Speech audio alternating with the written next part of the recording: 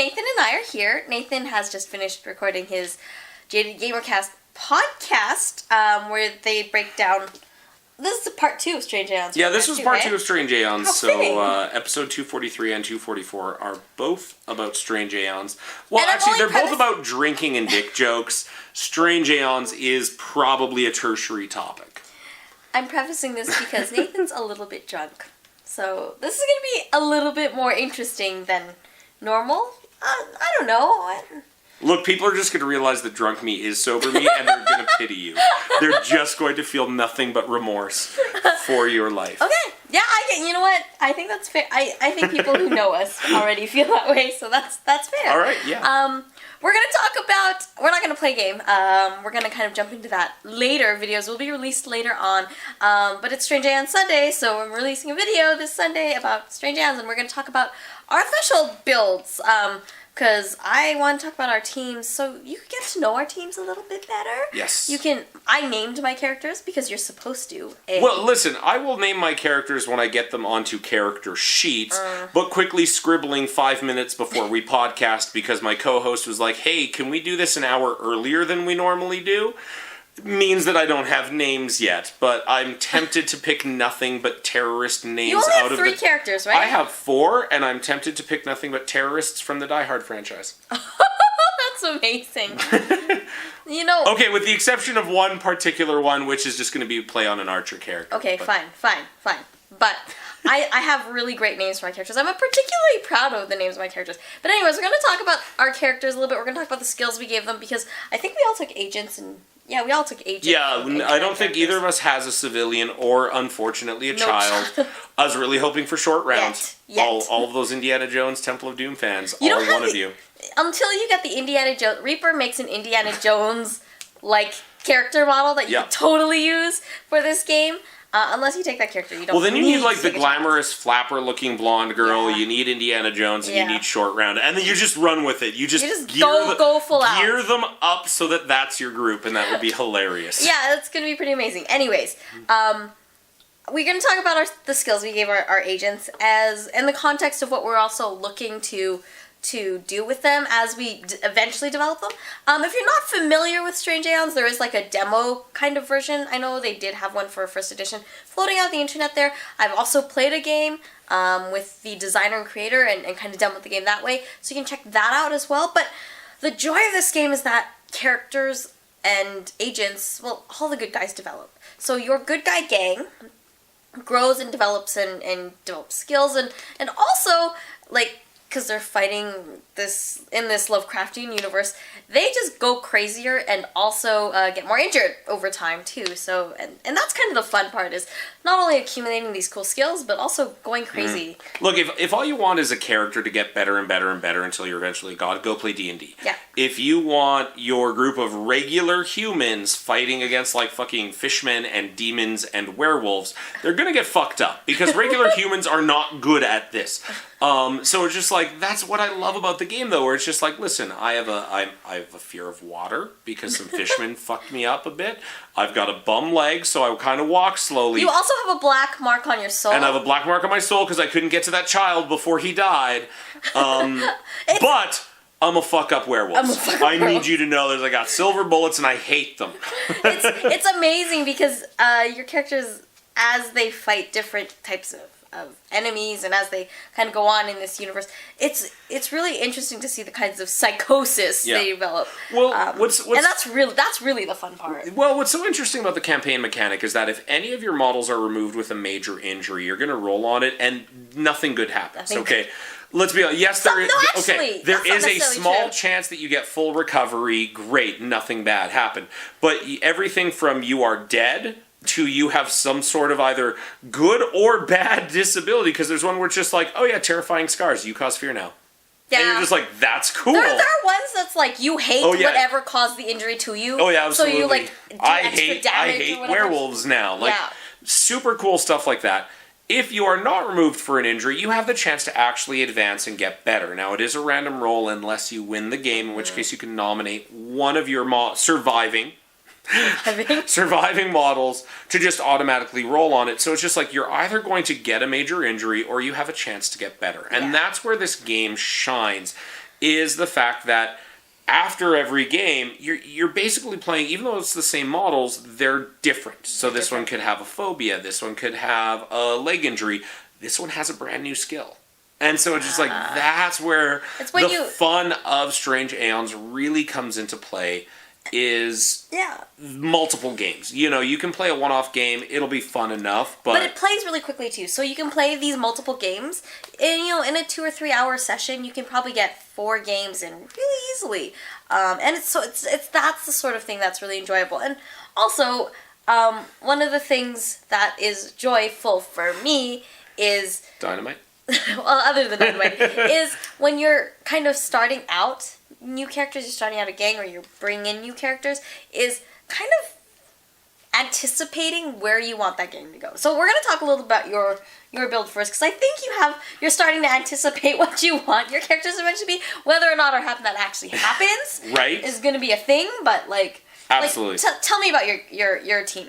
All right, so when you are building a new threshold list, sorry, I just dropped a thing of cards that I was going to use as a prop with Terry when she talks about hers, so I'll retrieve it later. I'm drunk. Anyway, you have 15 points to play with, and these have to be split up between personnel points and equipment points. So when you recruit a new agent, you have to start with a character. When this character dies, you have 2 options. 1, start from scratch, just retire your whole gang, or 2, try to make a go of it. You basically promoting one of your agents into the character role. His stat line doesn't change, he just gains a command ability. So that is like really handicapping yourself. It's hard mode. But if you're invested in that gang, you might do it. So, and if you've earned a lot of experience in that gang too, right? Like, it's like early on, if you're at 15, 20, like between 15 and 18, 20 points, just re-roll it. But if you're already up into the 25 points, look, we have 9 wins. Whoa. 1 more is another fucking Valor level. Your team gets the Valor level. Okay, totally. Might as well. So anyway, with mine, I recruited a character, and then I recruited 3 more agents. So when you are building it, you have the choice between you must take 1 character. You can then take agents or civilians. A civilian is half as many points, but they're obviously worse. Or you can take a child, which is half as many points as a civilian. But do not take a child. When children die, you get black marks on your soul. Also, it's really easy to kill a child. I don't know if you know this, but killing children is not hard. She's speaking from personal experience. What? In the game. No, absolutely. So when I decided to go ahead and do it, I took my character and then I added 3 agents. Now your typical threshold list is going to be 3 to 4 models. You can kind of be cheeky and go 3 agents the way both of us did. We did the exact same thing to be cheeky like that. Usually if you go 4 models, your list will look like 1 character, 2 agents, and 1 civilian. Okay. It's kind of the only way to make your points balance out. Afterwards, you choose skills. So agents and characters get 1 free skill, and that's it. Otherwise, you have to win games in advance to earn more skills. Civilians and children don't have skills. They have to earn them. And then you have to pay the remainder of your points to equip them. Yep. And that's all of your weapons, armor, things of that nature. So, what's your game? All right. Break it down. Since you don't have names for them, you're just going to call them generic Agent 1, generic Agent 2. I already told you diehard villains.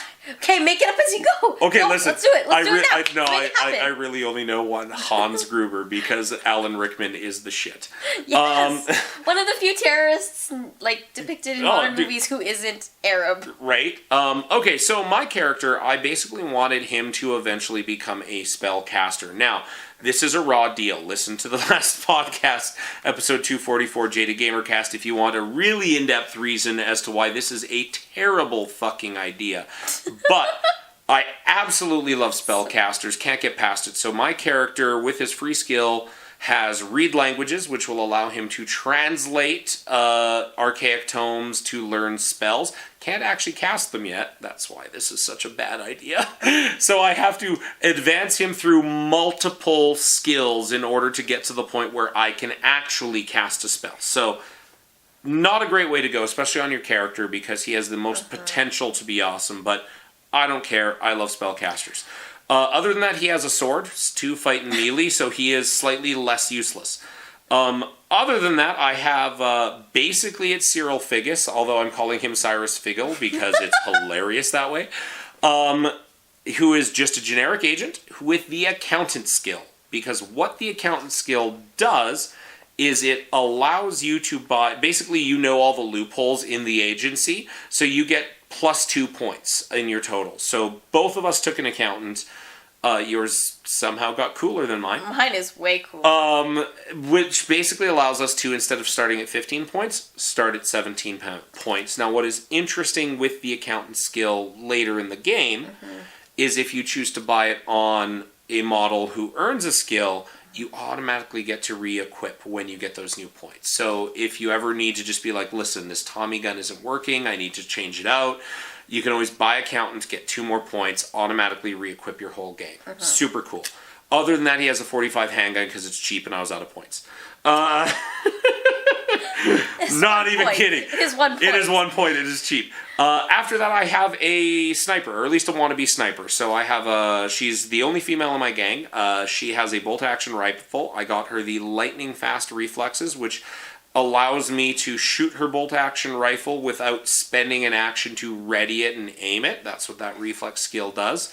And hopefully I'll get enough points to buy her hollow point bullets to do more damage. But that's all she has for right now. Finally, I have an agent with... I'll have he to has actually... a double barrel. He has a double barrel shotgun, right? He absolutely... Yeah, he has a double barrel shotgun. I just have to look at the name of this skill. I also purchased him Thick Skin, which gives him a +1 to his constitution. It makes him harder to hurt. Because my whole idea for him is basically babysit my weak-ass caster and get into the thick of things, run up, just kind of stand in the middle, blowing, blasting away with his double barrel shotgun, and hopefully soaking up that damage. So there are a lot of other very survivable skills that I'm going to start building him up through the trees for. So the basic plan is character needs 4 more skills to be able to effectively cast spells. This is why it's a terrible idea. My accountant, I'm actually going to flip into being more of a buffer supporting class, so I'm going to make him a med student and then a surgeon following, and he's just kind of going to be there. I don't really have a plan for him. He's going to try to camp objectives, run up, 45 handgun stuff, whatever. My sniper's just going to keep on going on crack shot down that tree, and then my double barrel shotgun's going to try to keep on tanking it. And hopefully I can win enough games that points limits increase, which allows me to start recruiting more, playing around, doing a lot of fun stuff like that. Well then, I think that it's going to be an interesting go at it. I can't believe. But then again, I made some pretty interesting decisions with my character, so we're going to talk about my list now. Why don't you go for yours, little miss? I'ma judge you for your terrible spellcasting character. Whatever. Yes, it is an absolute shit idea. If you want a spellcaster, the best thing to do is to just play whatever, get 5 wins, because then you can permanently recruit a good spellcaster into your list and not have to fuck around with hoping he gets better on his own. So it's just like, there are ways to do spellcasters, which are great. I'm just not choosing that for myself. It's because you love the way you painted that jacket so much. Oh my god. It's John Constantine. He needs to cast magic. He has to. It totally is, okay? I'm not gonna lie, it totally is. He's got the cigarette and everything. I am playing a list. I named all my characters. So my character leader, is actually a Reaper mini. It's not an Uncle Mike mini. Just because there are not a lot of female agent characters. Like, I'm using all of them that are currently available. And she's kind of smaller than everyone else, which is kind of fitting because I'm kind of smaller than everyone else. Oh yeah, this is movie magic. This is like, let's make hobbits out of regular sized people. So yeah, that's a thing. So my character's name is Teresa, because that's an old person name like whoa. And it's on someone's birth certificate. I can't remember. I don't know who. I don't know who's. Who. She has command, of course, and she has tough, which is a really useful skill to get. If you're going to put skills on people that are totally useful, say like your leader, tough is a great skill to get because it adds 2 to the injury table. So it's almost I think it's actually impossible, according on the injury table, to be completely removed. Like, you'll suffer grievous injuries and stuff, but, like, you're never going to be, like, gone.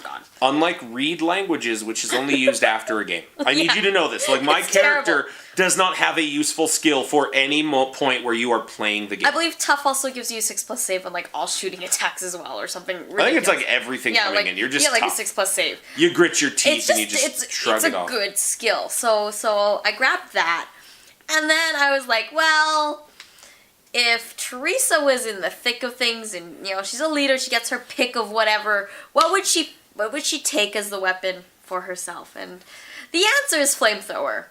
So the flamethrower is a great weapon because it's like a template weapon. It shoots all this fire. If you light something on fire in this game, you basically, they stay on fire until they take an action to basically stop, drop, and roll. So they have to put themselves out, or else they continue to get injured. So it's a really great weapon for that. It also scares beasts and animals. So if you're fighting anything, all fire will do that. Yeah. Useful. But it's volatile, which means that if my character takes a critical hit, it puts down a blast template. So you resolve the hit, and then you put down the blast template, and anything that is touched by the blast template gets hit as if they got hit by the weapon. Yeah, basically, the bullet sets off the fuel tanks and explodes them, so she can take double damage, which is so fitting for her. She's tough, though. It's fine. It's a smart build. If you're going to take a flamethrower, tough seems like the right skill for it, right? It's true. So yeah, that's my character, Teresa. I've got another character, Jerry, or Geraldine. Because I painted... She painted her like Ginger Spice. I painted her like Ginger Spice, okay? Yes. She's got the ginger hair and everything. So she is a munitions expert because I gave her dynamite.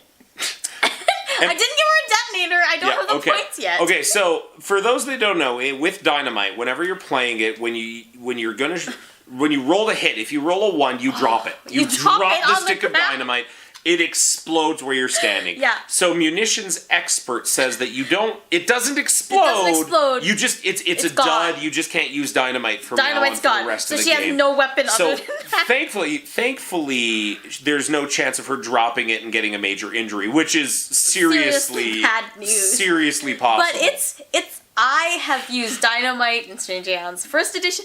I love the weapon. I think it's fantastic. It's just, and they didn't have detonators in the First Edition either, so you have to, like, ready it. It's a ready weapon. You have to light it and throw it. Yes. So it takes 2 actions to use. Okay, so in First Edition, she took lightning fast, the same thing my sniper has, which allows us to ignore the ready. So she's like, you mean I can move and throw dynamite? She dropped that dynamite so much that now she's like, she's a munitions expert in Second Edition. But, like, I think I dropped it once, and then I stamped it out. Like, because you drop it, and then you roll on a table to see what the effect is, and whether or not it blows up, and what happens. I stomped it out, but no more dynamite. And then I was like, that could have been really bad for me. I'm not going to do that anymore. So munitions expert is the answer to that. And I think, you know what? I might miss the move and throw, but whatever, I'll make it work. It's not like I have much in the way of other equipment. Before I had dynamite and like a Bowie knife or something, so I could actually like fight other things. Yeah, now you just literally have dynamite, so if you roll that 1 on the first throw, you're just like, I've got my fists. So I've got a communications agent. Her name is Gardina, or Ina. And this is actually a little bit of a joke, because here in Alberta, if you are like is it shortwave radio or whatever, ham radio? Sure. If you're a ham radio operator, you need a license for it, and then you get a designation. There's a woman out there right now in Alberta who has a radio designation, because all Alberta designations start with VA. VA 6. 6. That is what all Alberta is. So we have a friend who was getting into it and wanted to make his vagina. But it turns out that it was taken. By a lady named Ina. And I knew that it would be this old woman who was just using her name. It absolutely would not be like some dude. Because like they'd be like, I think he's the only person under 70 into ham radio. So there we go. Anyways, there we are. Ina, my communication expert. She's also my accountant. And she's psychic. She is totally psychic. I rolled it out. Okay, double ones. Here so we go. basically, every single time that you recruit anyone in the game, you roll dice. And if you get snake eyes or boxcars, so double ones or double sixes, it turns out that they are, in fact, psychic. And then they get extra super cool stuff because it's kind of harnessed and trained. It's super rough to it's very random. Okay, so random. The way it works is basically Starship Troopers or beginning of Ghostbusters, depending on your sci-fi. You have these 5 cards. They are all shaped. When you want to activate a psychic power, I will choose one, and then you have to be psychic. What is it? +. You are wrong. Your psychic powers do not turn on. And that is how psychic powers in this game work. You use an action. Yeah, and that spends one of your 2 actions. So it's like, this is half of your actions to just be like, are you yourself psychic? So it's a super cool, quirky thing. She did get telekinesis, which is one of the better ones. I think clairvoyance is the best, personally. But yeah, clairvoyance is pretty awesome, actually. She did get telekinesis, which is... It can be useful in higher levels. So I think what I'm interested to see with what you do with Gardena, because accounting is shit, okay? Accounting is I'm going to buy a one-off useless skill because I need the points right now. And that's what we both did. There is no future to accounting. It's not like you get a designation. It's not like you're just like, well, I'm a certified accountant, so you get more points. No. Accounting is a one-off skill. So what I'm curious to see how you build with Ina is, will you choose to build her psychic powers up, because there are some brutally devastating psychic powers, or are you going to start to buy more combat useful skills? No, alright. We should know this already. The only reason why Ina is around is to get me more points and to have an axe for when Geraldine drops the dynamite on the ground and has no more dynamite. Right. Like, this is what it is. Like, I have no any sort of melee kind of weapons, no close combat, anything, other than the axe that frickin' Ina has. That's it. She's got an axe. So anytime anything else is gonna come close, if that flamethrower doesn't kill it, if the dynamite doesn't kill it, if the double barrel shotgun doesn't kill it, we have nothing. My women are gonna die if not for that axe. So yeah, I think I'm probably gonna dump it into the psychic abilities and see how it goes, because I'm personally excited about trying that new tree, because we've never done it before. We've never gone in that direction. So psychic powers are new to second edition. Newish. Sort of newish.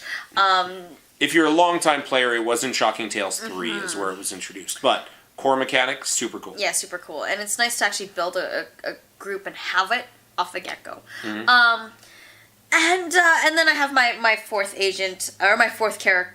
Agent number 3, technically, because I have a character. Ethel, who has a double barrel shotgun. And she's a med student, so she can heal. And she kind of looks Asian, so I threw it on there as well. Like, I was like, oh man, we're hitting all the stereotypes. Right? It's awesome. It's actually pretty good. She was like, she flunked out of med school because they found out doing this Mulan style thing where they're like, oh, a woman, it's 1914, you get out of here. And that's just kind of what happened. It was tragic, really. They'll make a man out of her. There's a whole singing number and everything. But I'm excited to see how this because I don't have a vision for my character that you have a vision for your character, right? Like, I'm just like, she's gonna be tough, she's gonna be a leader, she's gonna be around for a good long time, I'm gonna re-equip her when I get some more weapons, like, I'm gonna give her something better than I'm gonna give her a close combat weapon eventually when I get a little more money to spend. Okay, right? what I'm torn between is there are some very good survivable ones, but with my tank guy having a constitution of 7, there is actually a skill called Wrestle, which allows me to win in a melee and throw him. And I desperately want to throw someone off a building. Throw is a skill too, right? Maybe there are so many skills. Don't ask me. But like I said, I desperately want to throw someone off of a building, the way you did to me in Wild West Exodus all the fucking time. I just pushed you. I know you just pushed, but push. Oh, you take fall damage, and now I shoot you because we're disengaged. But anyway, the game is going to be fun. I think really starting next week we're going to have some Let's Plays as well as kind of wrap-up style video like this where we can talk about major injury resolutions and things like that. It's going to be really fun. I'm really looking forward to seeing that happening. We've got some lurkers painted up. We've got cultists. I've got some cultists. We got some cultists. A formless thing painted up. Are you going to do a werewolf?